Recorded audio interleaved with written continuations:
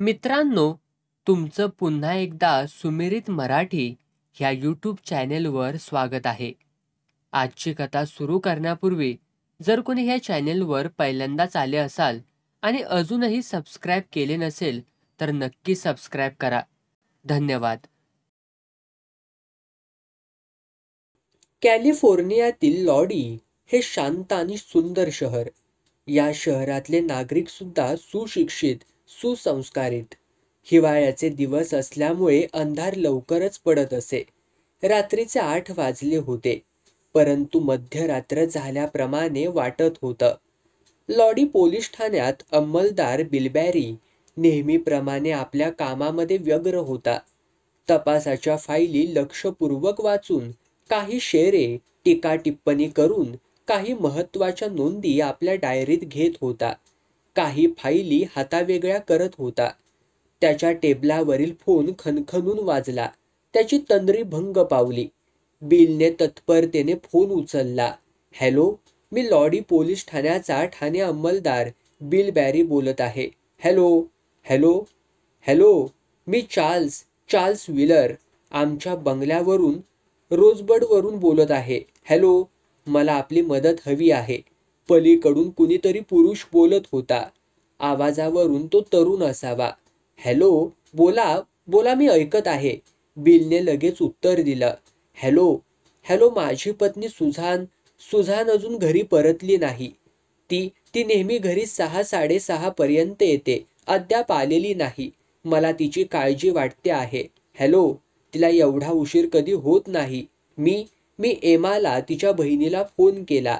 सुझान तिच्याकडेही गेली नाही. पलीकडचा माणूस घाबरलेल्या आवाजामध्ये सांगत होता. हॅलो, मी चार्ल्स. आपण घाबरू नका. मी लगेच निघत आहे. आपण आपल्या बंगल्याचा पूर्ण पत्ता मला सांगा. हॅलो. बिलने आपल्या डायरीत चार्ल्सचा, त्या तरुणाचा पत्ता लिहिण्यास सुरुवात केली. चार्ल्स व्हिलर, रोजडब बंगला, लेडी मार्गारेट रोड, लॉडी. काय? सुझानची पर्स. रोजबड बंगल्यासमोर बिलची गाडी पुढील 10 मिनिटांतच आली. आपल्या गाडीतून तो उतरत असताना एक उंच सडसडीत बांध्याची, लांब सडक पिंगट केस असलेली तरुणी समोरच रोजबड बंगल्याच्या पायऱ्या चढत असलेली त्याला दिसली. ती बहुधा सुझानची मोठी बहीण एमा असावी असा बिलने तर्क केला. त्याचा तर्क बरोबर होता. ती एमाच होती. चार्ल्स, काय झालं? एमा काळजीच्या स्वरात विचारत होती. बिलने दिवाणखान्यात प्रवेश केला. तिथे एक तरुण कुणाला तरी फोन करीत होता. तो बहुधा चार्ल्स असावा. चार्ल्स सुझानबद्दल कुणाला तरी विचारत होता. चार्ल्स, काय झालं? एमा काळजीच्या स्वरात विचारत होती. बिलने दिवाणखान्यात प्रवेश केला. तिथे एक तरुण कुणाला तरी फोन करीत होता. तो बहुधा चार्ल्स असावा. चार्ल्स सुझानबद्दल कुणाला तरी विचारत होता. चार्ल्स सुमारे 27-28 वर्षांचा असावा. त्याची उंचीही भरपूर होती. त्याचं व्यक्तिमत्व देखणं होतं. एमाला पाहताच त्याला थोडा धीर आल्यासारखं दिसलं. तितक्यात त्याचं लक्ष दिवाणखान्यात प्रवेश करणाऱ्या बिलकडे गेलं. तो लगेच पुढे आला. मी पोलीस इन्स्पेक्टर बिल बॅरी. आपला फोन मीच घेतला. कृपा करून काय घडलं ते मला सविस्तरपणे सांगा. बिलने सुरुवात केली. सकाळी 8:30 वाजता आम्ही दोघंही न्याहारी करून आपापल्या नोकरीच्या ठिकाणी जावयास निघालो. त्याप्रमाणे आजही निघालो. माझा ट्रक नादुरुस्त असल्यामुळे मला सुझानने माझ्या ऑफिसात सोडलं व ती पुढे आपल्या ऑफिसात निघून गेली.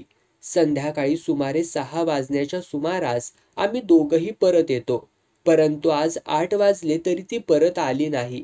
सहसा तिला घरी परतायला वेळ होत नाही व काही तसंच काम निघालं तर ती मला फोन करते. ती कदाचित परस्पर एमाकडे गेली असेल असं मला वाटलं, म्हणून थोडी वाट पाहून मी एमाला फोन केला. परंतु ती एमाकडे सुद्धा आज गेली नव्हती. तिचं ऑफिस 5:30 वाजताच बंद होतं. तिच्या मैत्रिणींकडे मी फोन केले, परंतु ती त्यांच्याकडे सुद्धा नव्हती. मग मात्र मी तुम्हाला फोन केला. चार्ल्सने आपली हकीकत सांगितली. मिस्टर चार्ल्स, मघाशी फोनवर बोलताना तुम्ही सुझानच्या पर्सबद्दल मला. बिल त्याला काही विचारत असताना चार्ल्स म्हणाला. होय, हे मी तुम्हाला सांगायचं विसरलोच की. इन्स्पेक्टर साहेब, साधारणपणे 6:30 वाजण्याच्या सुमारास मला एक फोन आला. फोन करणाऱ्या माणसाने त्याला सुझानची पर्स मिळाली असल्याचं सांगितलं. पर्समधल्या सुझानच्या ओळखपत्रावरून त्याने मला फोन केला होता व पर्स घेऊन जाण्याबद्दल सांगितलं. त्याप्रमाणे मी त्या माणसाच्या फ्रेडरीच्या घरी गेलो व पर्स घेऊन आलो. पर्समधल्या काही चीजवस्तू गहाळ झाल्याचं तुम्हाला आढळलं का? बिलने विचारलं. होय, सुझानचं क्रेडिट कार्ड व पैसे नाहीसे झाले होते, चार्ल्सनं सांगितलं. साधारणपणे किती पैसे सुझानच्या पर्समध्ये असावेत, तुम्हाला काही सांगता येईल का? होय, $4,000 तर नक्कीच तिच्या पर्समध्ये होते. हे तुम्ही कशावरून सांगू शकता? बिलने सावधपणे विचारलं.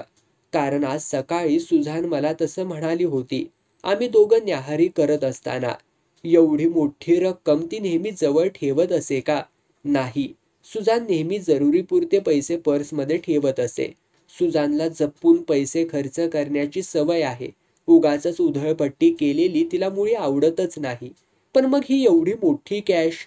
त्याचं कारण असं की गेल्याच आठवड्यात सुझानला तिच्या फिक्स्ड डिपॉझिटमध्ये ठेवलेली रक्कम मिळाली होती. त्यातले काही पैसे ती आज बँकेत ठेवणार होती. तिने तसं मला सांगितलं देखील होतं, चार्ल्सने खुलासा केला. त्या दोघांचं बोलणं शांतपणे ऐकत बसलेली एमा एकदम म्हणाली, इन्स्पेक्टर साहेब, त्यामुळे तर सुझानला काही घातपात. एमाचा चेहरा एकदमच उतरला. तिच्याकडे वळून बिल म्हणाला, मॅडम तुम्ही घाबरू नका, आम्ही सुझानचा शोध घेऊच की. मग चार्ल्सकडे वळून तो म्हणाला, मिस्टर चार्ल्स, सुझानचा अलीकडे काढलेला एखादा फोटो मला द्या. ज्या बँकेत सुझान आज पैसे भरणार होती त्या बँकेचा पत्ता सुद्धा मला द्या. चार्ल्सने जवळच्या टेबलावर ठेवलेला सुझानचा फोटो बिलच्या हातात दिला व म्हटलं, हा सुझानचा अलीकडचा फोटो, सुमारे 4-5 महिन्यांपूर्वी काढलेला. सुझान सुमारे 24-25 वर्षांची अतिशय देखणी अशी तरुणी होती. तिच्या बहिणीप्रमाणेच तिचे केस पिंगट रंगाचे होते, परंतु अधिक दाट होते व त्यांची वळणं अधिक आकर्षक होती. तिच्या खांद्यापर्यंत रुळणारे तिचे दाट पिंगट केस तिच्या मूळच्या सौंदर्यामध्ये भर घालीत होते. सुझानचा फोटो पाहून बिलला आणखी एक गोष्ट जाणवली व ती म्हणजे सुझानचा चेहरा सौम्य आणि सात्विक होता. त्या मानाने एमा थोडी रुक्ष वाटत होती, परंतु त्या दोघी बहिणी म्हणून सहज ओळखू येत होत्या. फोटोमध्ये सुझानने गर्द लाल रंगाचा पोलो शर्ट घातला होता. त्याचा उल्लेख करून चार्ल्स म्हणाला, इन्स्पेक्टर साहेब, आज सुद्धा सुझानने ऑफिसला जाताना हा शर्ट घातला होता. आता मला फ्रेडीचा, ज्याला सुझानची पर्स मिळाली होती, त्याचा पत्ता द्या. बिलने चार्ल्सकडून दोन्ही पत्ते घेतले व चार्ल्सचा निरोप घेऊन तो तिथून निघाला. फ्रेडीचं घर शोधून काढण्यास बिलला वेळ लागला नाही. फ्रेडी बहुधा घरीच असावा व जागाही असावा, कारण त्याच्या घराच्या एका खिडकीतून प्रकाश बाहेर आलेला दिसत होता. फ्रेडी हॉलमध्येच टीव्ही पाहत बसला होता. फ्रेडीने सांगितलेली हकीकत साधी सरळ होती. फ्रेडीला सुझानची पर्स मिळाली होती. तिथे जवळच एक मेक्सिकन हॉटेल होतं. त्या हॉटेलात फ्रेडी कॉफी पिण्यासाठी गेला होता. तिथून बाहेर पडल्यावर जवळच असलेल्या एका डंपरमध्ये त्याला सुझानची पर्स दिसली होती. पर्समधल्या ओळखपत्रावरून त्याने लगेच सुझानच्या घरी फोन केला होता. सुझान घरी नव्हती, परंतु तिच्या नवऱ्याने चार्ल्सने फोन घेतला होता व त्याला सुझानची पर्स घेऊन जाण्यासंबंधी सांगितलं होतं. त्याप्रमाणे तो आला होता व आपल्या बायकोची पर्स घेऊन गेला. मिस्टर फ्रेडी, मला एक सांगा, आमच्या तपासाचा एक भाग म्हणून तुम्हाला त्या पर्समध्ये सुझानच्या ओळखपत्राशिवाय आणखीन काही आढळलं का? बिलने फ्रेडीला विचारलं. नाही, फ्रेडीने शांतपणे उत्तर दिलं.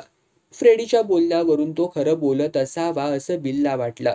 त्याने फ्रेडीचे आभार मानले व त्याचा निरोप घेऊन तो ऑफिसात परत आला. सुझानच्या नाहीसं होण्यामागे काहीतरी रहस्य असावं असं त्याला वाटू लागलं. त्याने नजीकच्या त्याचप्रमाणे दूरवरच्या पोलीस ठाण्यांशी संपर्क केला, परंतु त्याला कुठूनही सुझानबद्दल बातमी मिळाली नाही.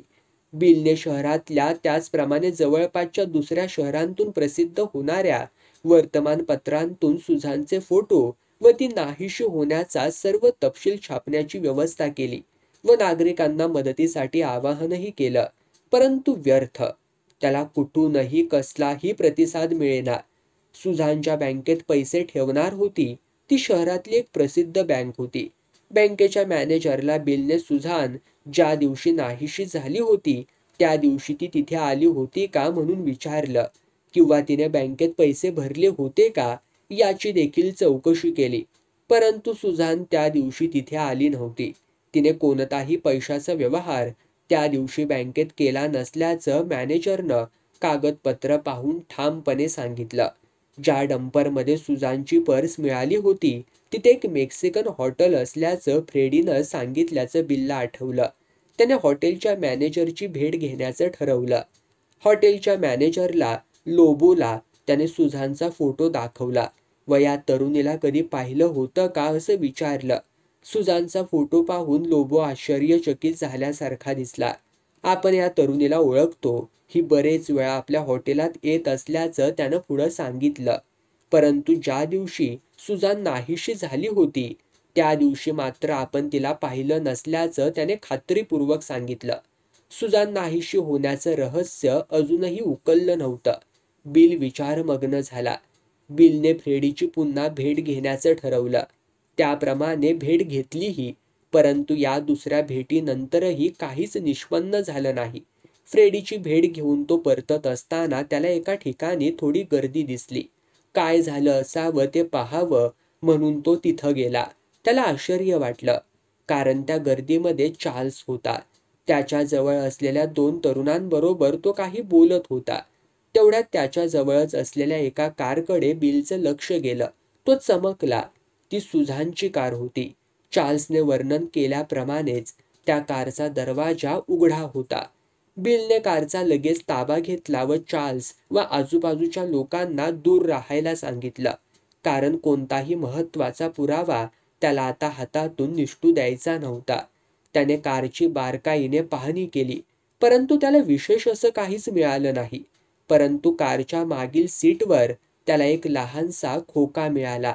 तो कुणीतरी घाईघाईने फोडला होता, कारण काही ठिकाणी तो वेडावाकडा फाटला होता. त्यावर काही ठसे मिळाले तर पाहावे म्हणून त्याने तो काळजीपूर्वक प्रयोगशाळेत पाठवला. कारमध्ये कोणतीही धडपड, हल्ला वगैरे झाल्याची खूण मिळाली नाही. कारला कोणतंही नुकसान पोहोचलं नव्हतं. ती चांगल्या स्थितीत होती. एक गोष्ट मात्र बिलला थोडी निराळी वाटली, कारण जिथे कार होती तिथे जवळच एक बँक होती व विशेष म्हणजे शहरातल्या ज्या बँकेत सुझानचं खातं होतं त्या बँकेचीच ही एक उपशाखा होती. बिलने ताबडतोब त्या बँकेत सुझानबद्दल चौकशी केली, परंतु त्याच्या पदरी निराशा पडली. सुझान त्या बँकेतही गेली नव्हती. तिने तिथे कोणताही पैशाचा व्यवहार केला नव्हता. तिला तिथे कुणी पाहिलंही नव्हतं. चार्ल्सच्या तिथल्या उपस्थितीनेही बिलला आश्चर्य वाटलं, परंतु चार्ल्सनेही सांगितलं की त्याचा एक मित्र बँकेत काही कामासाठी गेला होता. त्यावेळी सुझानची कार त्याच्या दृष्टीस पडली. कारचा दरवाजा उघडा पाहून त्याला काही शंका आली. सुझानची कार त्याने लगेच ओळखलीही होती. त्यामुळे त्याने लगेच चार्ल्सला फोन करून बोलावून घेतलं. त्याप्रमाणे तो तिथे आला होता. सुझानची कार काळजीपूर्वक तपासून बिलने ती चार्ल्सच्या ताब्यात दिली. सुझानचा मात्र अजून कुठेच पत्ता लागला नव्हता, लागतही नव्हता. परंतु एके दिवशी ही कोंडी अचानक फुटली. बिल ऑफिसात बसला असताना त्याला एका नागरिकाचा, इयान ऑस्टिनचा फोन आला. त्याला वर्तमानपत्रात प्रसिद्ध केलेल्या फोटोप्रमाणे दिसणाऱ्या एका तरुणीचा मृतदेह आढळला होता. लॉडी शहराच्या बाहेरून जाणाऱ्या रेल्वेच्या पुलाखाली त्याला तो मृतदेह दिसला होता व त्याने त्याप्रमाणे पोलीस ठाण्याला फोनने खबर देखील दिली होती. बिलने ऑस्टिनचे आभार मानले व थोडा वेळ त्याला तिथेच थांबण्यास सांगितले. त्याने चार्ल्सला फोन करून रेल्वे पुलाखाली येण्यास सांगितलं, कारण जर तो मृतदेह सुझानचा असेल तर ओळख पटवणं जरुरीचं होतं व त्यासाठी चार्ल्सची उपस्थिती आवश्यक होती. शहराबाहेरील रेल्वेच्या पुलाखाली त्याला एक माणूस उभा राहून वाट पाहत असलेला दिसला. तो ऑस्टिनच होता. बिलने जवळ जाऊन पाहिलं. पुलाखाली बरीच झुडपं वाढली होती. रानटी गवतही तिथे वाढलं होतं, माजलं होतं. शहराच्या रहदारीपासून ते ठिकाण तसं दूर होतं. त्या दाट झुडुपांमध्येच एका तरुणीचा मृतदेह होता. त्या तरुणीने गडद लाल रंगाचा पोलो शर्ट घातला होता. तो मृतदेह दुर्दैवी सुझानचा होता. पोलीस यंत्रणा लगेच कार्यरत झाली. बिलचे सहकारी आजूबाजूच्या परिसराची बारकाईने तपासणी करू लागले. पोलीस फोटोग्राफर मृतदेहाचं तसंच तिथल्या ठिकाणाचे निरनिराळ्या कोनांमधून फोटो काढू लागले. बिल ऑस्टिनकडे वळून म्हणाला, मला वाटतं आपण मला आता काही वेळापूर्वी पोलीस ठाण्याला फोन केला होता मिस्टर ऑस्टिन. हो इन्स्पेक्टर साहेब. आज सकाळी मी नेहमीप्रमाणे या बाजूने फिरावयास आलो असता माझं सहज लक्ष इकडं गेलं व थोडं विचित्र वाटलं म्हणून मी थोडं पुढे सरसावून पाहिलं तर हे दृश्य. मग मी तुम्हाला फोन केला, ऑस्टिननं सांगितलं. Thank you very much. पण मला हे सांगा की तुम्ही इथे होता त्यावेळी आणखी कुणी या ठिकाणी होतं का? किंवा दुसरं काही संशयास्पद आढळलं का तुम्हाला? बिलने विचारलं. नाही, निदान मला तरी काही आढळलं नाही, ऑस्टिनने उत्तर दिलं. बिलने ऑस्टिनचे आभार मानले व त्याला निरोप दिला. बिलने सुझानच्या मृतदेहाची तपासणी करण्यास सुरुवात केली. सुझानच्या कपाळावरती 2 गोळ्या झाडल्याच्या खुणा दिसल्या. त्या झाडलेल्या 2 गोळ्यांनी तिच्या मस्तकाचा वेध घेतल्याने तिचा मृत्यू लगेच ओढावला असावा असं प्राथमिक मत सरकारी डॉक्टर किथने दिलं. बिलने सुझानचा मृतदेह पाहता एक गोष्ट त्याच्या लगेच लक्षात आली. सुझानला दुसरीकडे कुठेतरी ठार मारून नंतर तिचा मृतदेह इथे आणून टाकला असला पाहिजे. तिच्या मृतदेहाची एकंदर रचना पाहता तो काही तास तरी मुडपून ठेवण्यात आला असावा व मगच त्या ठिकाणापासून हलवला गेला असावा. कारण सुझानचे दोन्ही गुडघे तसंच दोन्ही हातही थोडेसे बाक आल्यासारखे दिसत होते. सुझानच्या देहावर आणखी दुसरी कोणतीही जखम किंवा खून दिसली नाही. तिने प्रतिकार केलेलाही दिसला नाही. याचा अर्थ ज्यावेळी तिला ठार मारण्यात आलं त्यावेळी ती बेसावध असावी किंवा तिच्या जवळच्याच माणसाने तिच्यावरती गोळ्या झाडल्या असाव्यात. कदाचित तो तिच्या विश्वासातला असावा. बिल सुझानच्या मृतदेहाची तपासणी करत असतानाच चार्ल्स तिथे आला. त्याच्याबरोबर एमा होती. एमा रडत होती. चार्ल्सचा चेहराही रडवेला झाला होता, परंतु त्याने मोठ्या प्रयासाने आपले अश्रू आवरून धरले होते. सुझानचा मृतदेह पाहताच त्याचा बांध फुटला. त्याला आपले अश्रू आवरताच येईनात. बिलला पाहताच चार्ल्स पुढे आला. इन्स्पेक्टर साहेब, सुझान. त्याला पुढे बोलवेच ना. मिस्टर चार्ल्स, मला खरोखर वाईट वाटतं. तुमच्यावरती हा मोठा कठीण प्रसंग आला आहे. तुम्ही थोडं धीराने घेतलं पाहिजे. बिलने त्याचं सांत्वन करण्याचा प्रयत्न केला. प्राथमिक तपासणी पूर्ण करून बिलने सुझानचा मृतदेह पोस्टमॉर्टमसाठी हॉस्पिटलमध्ये हलवला. पिस्तुलाच्या गोळ्या झाडलेल्या असूनही रक्ताचा एकही थेंब सुझानच्या देहावर किंवा कपड्यांवरती दिसत नव्हता. ही मोठीच आश्चर्याची गोष्ट होती. बिलच्या गेल्या 15 वर्षांच्या नोकरीमध्ये असं कधीच घडलेलं त्याला आढळलं नव्हतं. त्याला ही गोष्ट थोडी विचित्र वाटली. तो विचारमग्न झाला. सुझानचा पोस्टमॉर्टम रिपोर्ट आला. सुझानच्या मेंदूमध्ये घुसलेल्या 2 गोळ्यांमुळे तिचा मृत्यू तात्काळ ओढवला होता. दोन्ही गोळ्या 357 पिस्तुलातून झाडलेल्या होत्या. सुझानवरती बलात्कार झालेला नव्हता. तिने घातलेल्या शर्टवर किंवा जीन्सवर रक्ताचा एकही थेंब आढळला नाही. ही गोष्ट डॉक्टर किथने मुद्दामून निदर्शनास आणून दिली होती. त्यांनाही त्या गोष्टीचं आश्चर्य वाटत होतं. बिलने सुझानच्या तपास कामाची सर्व कागदपत्र लक्षपूर्वक तपासली. एक्स-रे काळजीपूर्वक पाहिले. डॉक्टर किथचा शवविच्छेदनाचा रिपोर्ट पुन्हा पुन्हा वाचला. त्याला वाटलं, आपल्या तपास कामात काही चूक तर झाली नाही ना. पुष्कळ विचार करून त्याने काही योजना मनाशी ठरवली व आपला हुशार सहकारी इन्स्पेक्टर सॅफिनला आपणाबरोबर येण्यास सांगितलं. ज्या डस्टबिनमध्ये सुझानची पर्स मिळाली होती तिथे त्याने आणखी शोध घेण्याचं ठरवलं. त्याचप्रमाणे त्याने व सॅफिनने डस्टबिनमधली प्रत्येक वस्तू काळजीपूर्वक पाहण्यास सुरुवात केली. अथक प्रयत्नानंतर त्यांना यश आलं. एक वस्तू त्यांच्या हाती लागली.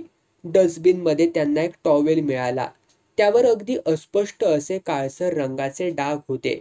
अधिक हुरूप येऊन त्यांनी आणखी शोध घेतला. त्यांच्या दृष्टीस काही पडलं. त्या दोघांनाही आश्चर्याचा धक्काच बसला. तिथे त्यांना काही टिश्यू पेपर्स मिळाले, बरेचसे चुरगाळलेले, काही फाटलेले. त्या प्रकारचे टिश्यू पेपर्स त्याने पाहिले होते. होय, सुझानच्या गाडीमध्ये मागील सीटवर असलेल्या टिश्यू पेपर्सच्या खोक्यात दोघांचा गुलाबी रंग जुळत होता. बिल एकदम चमकला. त्याने ते टिश्यू पेपर्स, तो डाग असलेला टॉवल, त्यावर जांभळ्या रंगाच्या फुलांचं डिझाईन होतं, सर्व वस्तू काळजीपूर्वक गोळा केल्या व प्रयोगशाळेत पाठवल्या. सरकारी डॉक्टरांच्या शवविच्छेदन रिपोर्टप्रमाणे सुझानच्या मस्तकात 357 पिस्तुलाच्या गोळ्या मिळाल्या होत्या. बिलच्या लक्षात ही गोष्ट होती. त्याने .357 पिस्तूल खरेदी केलेल्या व्यक्तीच्या नावांची यादी मागवली. त्यातलं एक नाव वाचून तो आश्चर्यचकितच झाला. बिलने लगेच टेलिफोनचे काही नंबर फिरवले. हॅलो, हॅलो, मी बिल बॅरी, लॉडी पोलीस ठाण्याहून बोलत आहे. Hello, hello mister Charles. Hello, hello, मी चार्ल्सच बोलत आहे. पलीकडून चार्ल्सचा आवाज आला. मिस्टर चार्ल्स, तुम्ही आता थोड्या वेळासाठी पोलीस ठाण्यात येऊ शकाल का? बिलने विचारलं. चार्ल्सने लगेच उत्तर दिलं, नाही. बहुधा तो काही विचार करीत असावा. हॅलो मिस्टर चार्ल्स, बिलने टोकलं. हॅलो, होय मी येत आहे, चार्ल्सने उत्तर दिलं व झटकन फोन बंद केला. पुढच्या काही मिनिटांतच तो लॉडी पोलीस ठाण्यात आला. त्यावेळी तो स्वतःच्या ट्रकमधून आला होता. सुझानची गाडी त्याने बहुधा घरीच ठेवली होती. हॅलो, बिलने त्याचं स्वागत केलं व त्याला बसायला सांगितलं. तो चार्ल्सकडे लक्षपूर्वक पाहत होता. चार्ल्स थोडा गडबडून गेल्यासारखा दिसला. त्याच्या चेहऱ्यावरील फेरफार चाणाक्ष बिल टिपत होता. मिस्टर चार्ल्स, माफ करा, तुम्हाला पोलीस ठाण्यात यावयास लावलं, परंतु मला काही गोष्टींची तुमच्याकडून माहिती हवी होती. बिलने बोलण्यास सुरुवात केली. काही हरकत नाही. आपणाला कोणती माहिती हवी आहे? मिस्टर चार्ल्स, सुझान ज्या दिवशी नाहीशी झाली त्या दिवशी तिने तुम्हाला तुमच्या नोकरीच्या ठिकाणी सोडलं होतं व त्यानंतर ती स्वतःच्या ऑफिसात निघून गेली असं तुम्ही मला सांगितलं. तुम्हाला ते आठवतं का? होय, त्यावेळी माझा ट्रक नादुरुस्त होता. मला वाटतं मी हे तुम्हाला यापूर्वीच सांगितलं आहे, चार्ल्स म्हणाला. होय, माझ्या ते लक्षात आहे. आता मला सांगा की तुम्हाला सुझानने तुमच्या नोकरीच्या ठिकाणी सोडल्यावर तुम्ही काय केलं? मला थोडं आठवायला लागेल, चार्ल्स विचार करत म्हणाला. बिलच्या प्रश्नाचा रोग त्याच्या लक्षात येईच ना. ठीक आहे, आठवून सांगा, बिलने सांगितलं. मी प्रथम माझ्या ऑफिसात गेलो, चार्ल्सने सुरुवात केली. तिथली कामं प्रथम पूर्ण केली.